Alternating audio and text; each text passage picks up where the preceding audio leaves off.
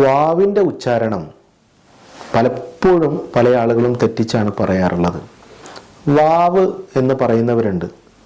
മഹ്റജ് മനസ്സിലാക്കിയാൽ ഈ തെറ്റൊഴിവാക്കാം. വാവിൻ്റെ മഹ്റജ് 2 ചുണ്ടുകളാണ്, താഴെ ചുണ്ടും മേലെ ചുണ്ടും. ഈ 2 ചുണ്ടുകളുടെയും സൈഡ് ഭാഗം, 2 അറ്റങ്ങളിലുള്ള ഭാഗങ്ങൾ തമ്മിൽ ചേർന്നും നടുഭാഗം ഒഴിഞ്ഞുമാണ് വാവിൻ്റെ മഹ്റജ്. വാവ് ഞാൻ പറയുമ്പോൾ തന്നെ നിങ്ങൾക്കത് വ്യക്തമാകും. എന്നാൽ ഇതിനെ വാവായി പറയുന്നവരുണ്ട്. അതായത് താഴെ ചുണ്ടിൻ്റെ പള്ള മേലെ മുൻപല്ലിൻ്റെ താഴെ തട്ടിച്ചുകൊണ്ട് ഫാഇൻ്റെ മഹ്റജിൽ നിന്ന് വാവ് പറയുന്നവരുണ്ട്. തെറ്റാണത്. വാവ് അതാണ് വാവ്, വാ വി വു.